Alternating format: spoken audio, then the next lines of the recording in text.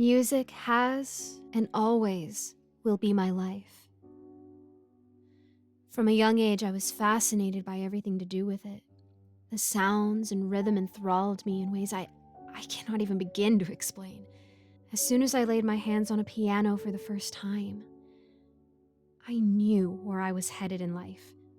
With relative ease, I quickly moved my way through the upper grades, and I was able to surpass my teacher's ability at 16 years old. A prodigy, they called me. They said I had a level of skill unmatched by most. But to me, it was just unmatched love.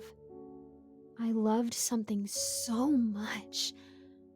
I just couldn't get enough of it. Once I finished with the piano, I moved on to the guitar, and then eventually the violin. Scholarships were extended to me, which I graciously accepted. My life seemed to be on a one-way fast track to the top. There were no obstacles for me to overcome, no hindrances or restraints. I was good at what I did, and everybody knew it. I was going to be something great. Music has always been my life, so I suppose it is fitting that it will be my death as well. I was messing around on the piano one evening, switching between songs and tempos, before I decided to settle on Clair de Lune, a personal favorite of mine known for its melancholic yet joyful melody, a true masterpiece. It's one of those songs that I can keep coming back to and yet never get bored of it. Lost in the music, I almost didn't hear it when someone quietly spoke up. Beautiful, isn't it? I jerked my head up to see a lanky man clothed in a black, billowing robe leaning on the far end of my piano. Out of shock, I began to stand, ready to defend myself if need be, but he shook his head and held up a hand while wagging a finger. Now, don't stop just for someone like me. He said in a hollow, rasping voice.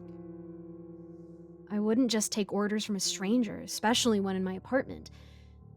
But the power in his voice, the authority, it was so alien and unnatural. This was someone who could kill me with a blink of an eye. I sat back down. He smiled.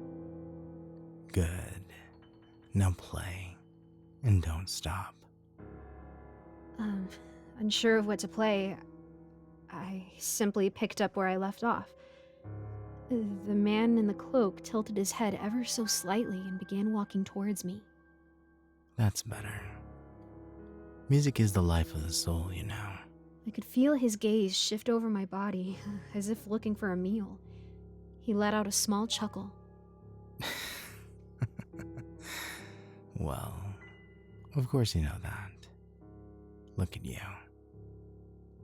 His voice was cold, and he seemed to be amused by what was happening.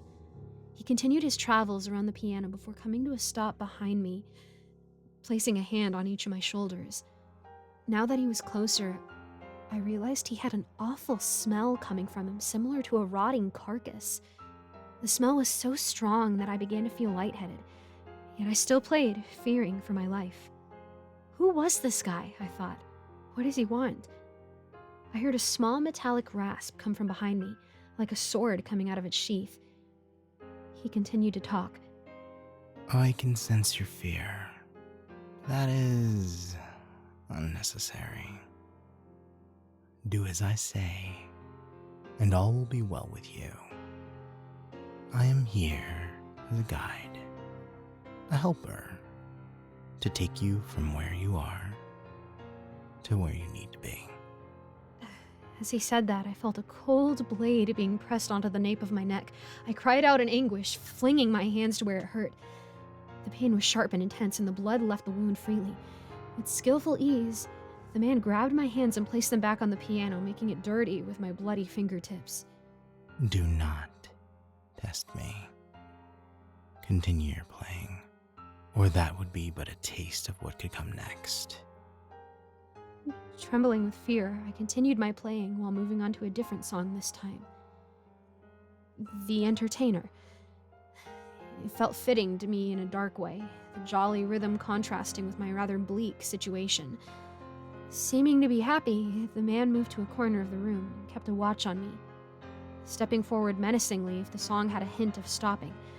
I cycled through different songs, trying to ignore the pain in my neck, making sure to never stop playing. After a few hours of aimlessly playing, I mustered up the courage to speak with him. So, who are you?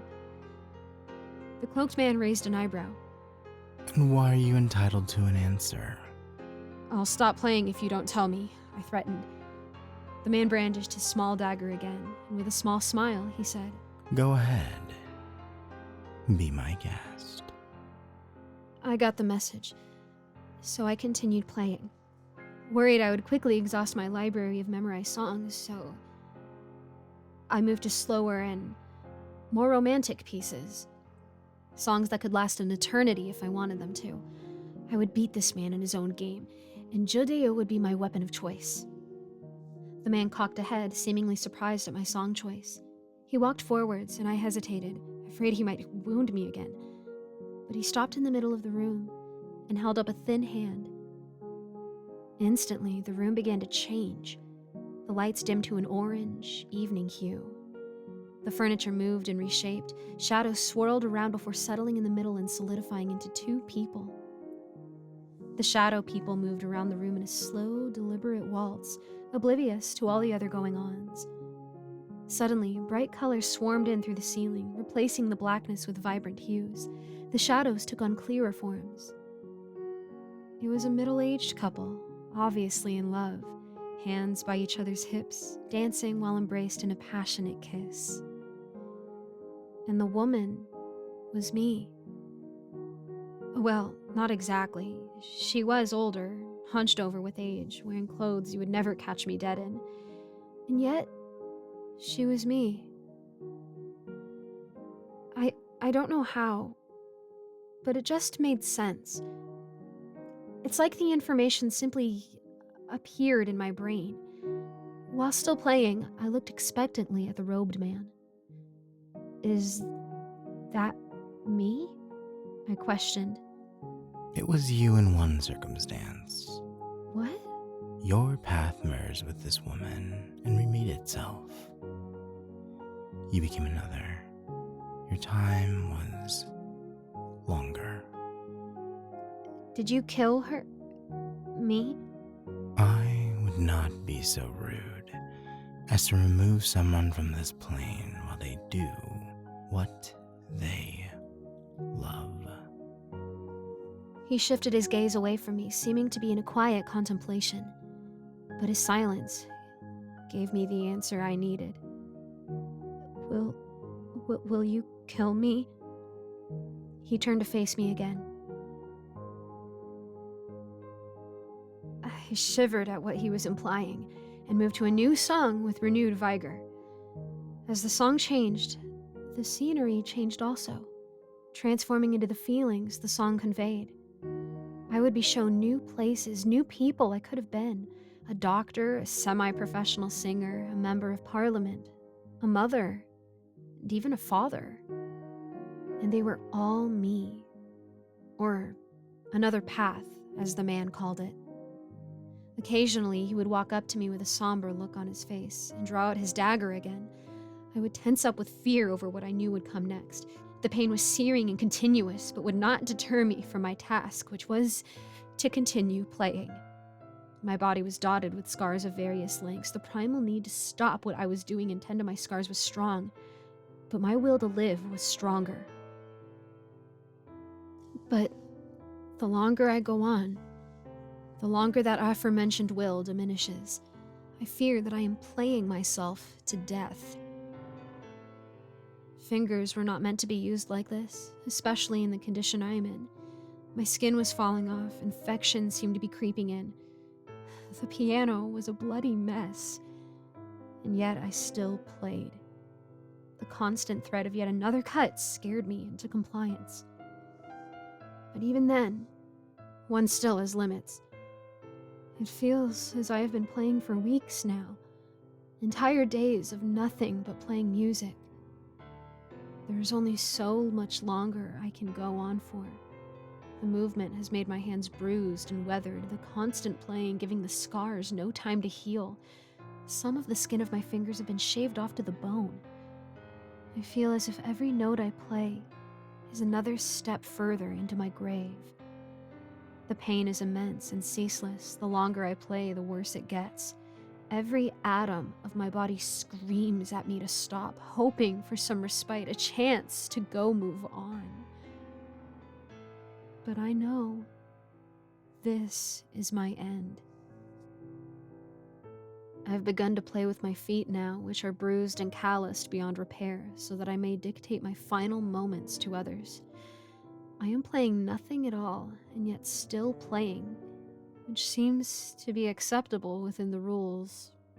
Although, the man doesn't seem to be too happy with that. The room is now darker, shadows surrounding every corner, disjointed whisperings echoing from every angle. He is showing me one of my path's lowest moments. Moments I didn't live through, and yet that I can somehow remember. I can see myself crying in the night after losing a child, lying on a basement floor with no way to call for help after overdosing on drugs, driving home drunk from the bar and never reaching my destination. He showed me the worst of me, what I could do, given the opportunity. And that knowledge scares me. I can tell my time in this world is almost past. My body has reached a breaking point. I cannot go further. So with a heavy heart, I relay this, fearful of what is to come when I eventually choose to stop. But I am hungry for a break. I can see now that a life like this is no life at all. Death welcomes me with open arms, and I'm ready to embrace it. I'm hurt. I'm broken. I'm afraid. After I write this, I will begin to play Clair de Lune once more, no matter the pain I may go through. I know that I can endure one final song. I then will stop and see what may come next. Truly, I died inside days ago. Think of this as my final symphony, my swan song.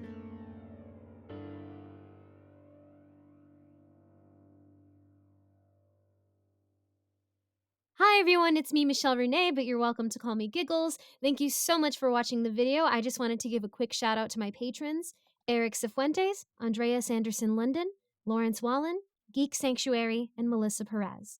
If you want to become a patron today, I have links in the description, also for my Discord or even for my coffee if you just want to make a one-time donation. Thank you so much for your support, and I'll see you in the next video.